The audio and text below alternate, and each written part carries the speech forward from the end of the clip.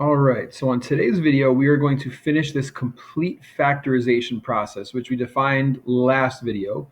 Basically says if we have a fifth degree polynomial, I can write that polynomial out into 5 linear factors.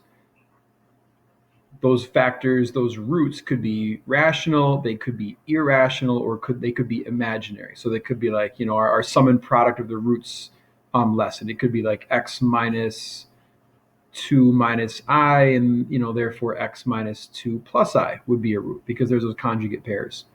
But either way, 5 degrees, 4 degrees, 7 degrees, whatever, there has to be the same exact number of linear factors. So I kind of outlined this, as you can see in your notes, as a 7-step process. You've heard me say before, I don't love just giving you steps because I don't want you to just have to memorize this. I want you to kind of get a feel for it, think about the strategies, think about your approach, rather than just saying, oh my gosh, did I do step 3 yet, or am I in step 5? So we're going to have a lot of time to practice this next class. You're going to get really good at it. But just for the sake of like breaking down what we're doing here, we are going to look at these 7 steps. The first 2 we just practiced a lot in class last time, and we did in the last video. So we're going to first use Descartes' rule to determine how many possible positive and negative zeros there are. And we talked about how to use that to our advantage. We also need to determine what the possible rational zeros are that we should be testing in our synthetic division. We did this. We're going to use the remainder theorem to determine which of the possible rational zeros are actual zeros. So we use synthetic division to kind of streamline this process, and we wanted to have a remainder that equals 0. And that told us that that number was a root. Step 4 goes hand in hand with this. So step 4 is where we kind of left off last time. These 2 are kind of grouped as a step. When we're using our synthetic divisions for step 3 to use that remainder theorem, that remainder theorem process, I guess, that to use the theorem, to use that remainder theorem, we're using synthetic division to do that. But thinking back to our synthetic division lesson, remember every time we did synthetic division, we ended up with like 1 less degree in our main function. So we started with a 3rd degree polynomial. When we did synthetic division, we would have 1 factor kind of pulled off, and then a 2nd degree polynomial left over. So that's what we're going to use synthetic division for. We're going to repeat the synthetic division enough times until we get ourselves down to a nice quadratic polynomial. Side note, look out for multiplicities greater than 1. So that will come into play when we do our practice. Once we get ourselves down to a quadratic, that's a piece of cake. We know how to solve or to find the factors for all quadratics. We can factor if it works. We can complete the square. We can use the quadratic formula. Any of those strategies to find the 2 remaining zeros. Once we do that, just like when we were writing the equation from the graph, we then have to check the y-intercept or any point. We know the y-intercept is the easiest because the x value is 0, but we can check a point to see if we need to change the leading coefficient. So this is our leading coefficient test if we need to change the a value. And then last, we write this out as a product of its linear factors with some possible leading coefficient. And that's the complete factorization process in a nutshell. All right, so let's do one. Here's our polynomial, and I probably should have an f of x here. That's my fault.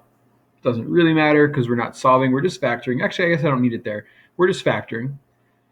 So what I want you guys to do, what we've been good at so far, is just do the first 2 steps. So I want you to do Descartes' rule, and I want you to list out the possible rational zeros. I want you to hold off on step 3 for now. All right, so go ahead and pause and do that. And when you unpause, I'll have my answer. So please pause now.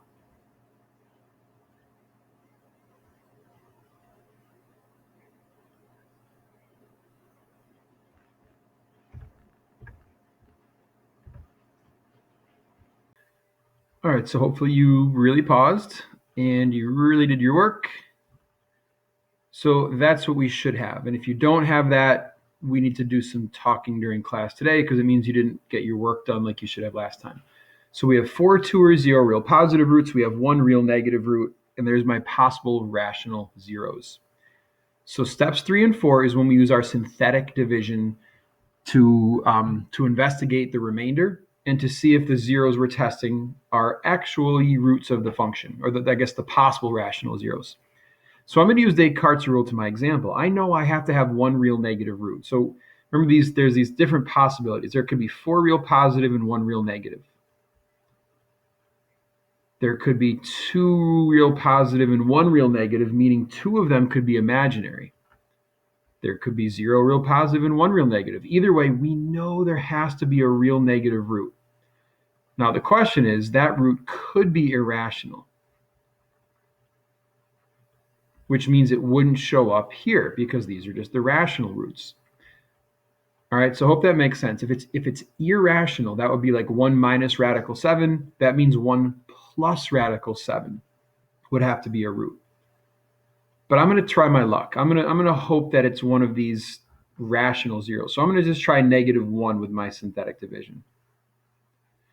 All right, so this is where you can definitely feel free to pause and do this on your own. I didn't have this done. I probably should have. But you can watch me. So I'm going to bring down the 1. -1 times 1. There's a -8. There's a +8. There's a 17. -6, -56, +50. So we can kind of see right here, that's not going to work. So we can get rid of this. And I hope you guys have enough room on your page. I apologize if you don't. Let's try -2. And to save some time, if you want, you could just erase this and just fill in -2 and do it again. Just to keep my page clean, I'm gonna run it through again here.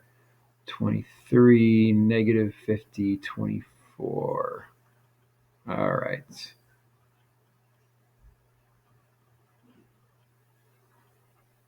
-2, right? Yeah. 18, 27, -54, -31, 31, +62 gives me a 12, -24. All right, we got one. So -2 is a root. Here's what it really tells us. This is very important. It tells us x plus 2 is a factor, but it also tells us we now have reduced our 5th degree polynomial down to a 4th degree. So I have 1x to the 4th minus 9x to the 3rd plus 27x squared minus 31x plus 12. Okay, so we took this 5th degree and we turned it into, well, I'm not even going to box that in. We turned it into a 4th degree with one term factored out. So we're going to keep chipping away. We're going to keep peeling the layers off this onion. I need to do 2 more of these roots. I need to find 2 more of them in order to get this 4th degree down to a 3rd degree and then down to a 2nd degree. But here's where we can use Descartes to our advantage. There's our negative root. X equals -2 is one of our roots. So now I can stop testing negatives and I can only test positives. So I'm going to pause the video again. I know you guys can do the synthetic division quicker without having to listen to me do it. So let's start testing positive roots. So what I want you to do is using, this is the key, using these new coefficients. We don't want to go back to where we started. All right, we don't want to go back to the 5th degree numbers here, because then we're not going to be getting any smaller. We're going to use our new coefficients. So 1, -9, +27, +27, -31, 12. And we're going to start testing positive roots. So what I want you guys to do, I might as well start right at 1. I want you to start testing positive roots. And every time you find one that works, you're going to use those new coefficients to do the next positive. So if 1 works, move on to 2, move on to 3, move on to 4, until we find enough roots that gets us down to a quadratic. So I'm going to pause and do this on my own. If you guys are not sure exactly what I mean, you can unpause and just kind of follow my work, or you can try some on your own. But I'm going to show you where I pick up in a minute when you get your work done. All right, so here's what I came up with. I tried 1. I just started at the beginning. Why not? and I use those new coefficients, and yeah, 1 works. So I now know x equals 1 is a root and x minus 1 is a factor. So that took me to this level. Now I have 2 factors. So I didn't just get rid of the x plus 2. So you see right here, I kept that x plus 2 because that's still part of my completely factorized, was that a word? No, completely factorized polynomial. So now I'm going to go to the next level down. I still have the 2 factors out front, but now I'm going to use my next, like, smallest set of coefficients. So I tried 2, and I tried it with 1, -8, 19, and -12. So again, I'm not going back to my original coefficients. I'm using the next level down. 2 didn't work. So back to the drawing board. 2 was close though, right? We talk about the remainder as like how far off it was from being a 0. 2 was close. 2, the remainder was 2. So I knew that I was in the ballpark. So I tried 3. 3 works. So now I have x minus 1, x plus 2, x minus 3, and then I have those 3 terms, the 3 coefficients, 1, -5, and 4. And this is where we can move on. I don't need to keep doing synthetic division. X squared minus 5x plus 4 is a quadratic. I can factor if it factors. If it doesn't factor, I can use the quadratic formula or complete the square to find the last 2 roots. Luckily, this one factors. It turns into x minus 4, x minus 1. And there are my 5 linear factors. Okay? So the great thing about the synthetic division is if I tried 4, it would have worked. There's actually a multiplicity here, right? I could have actually done 1 2 different times in my complete factorization with the different set of coefficients. So I could have done 1 here, I could have done 1 again here, and it would have worked both times because 1 has a multiplicity of 2. But I have everything. I have my 5 factors. I have 2x minus 1 terms. I have an x, I'm just going to go down the line so I don't miss anything. I have an x plus 2. I have an x minus 3. And I have an x minus 4. So there are my 5 linear factors for this 5th degree polynomial. Now, the only thing we have to check for is an a value. You are going to start to see some patterns show up here. There's nothing weird happening. Like sometimes the a value will change. Like let's say I had a root of x equals 1/2.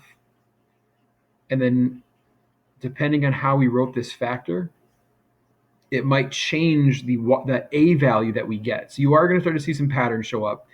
But for this one, I know my y-intercept, if I go back to my original function, is at 24, right? So I know the point 0, 24 is on this graph, 0, 24. So I know f of 0 has to be 24 for this to work. So just like we did when we were checking our graphs, I know there's some possible a value, and I'm going to put 0 in for all my x's. Piece of cake, hopefully, until I make a mistake.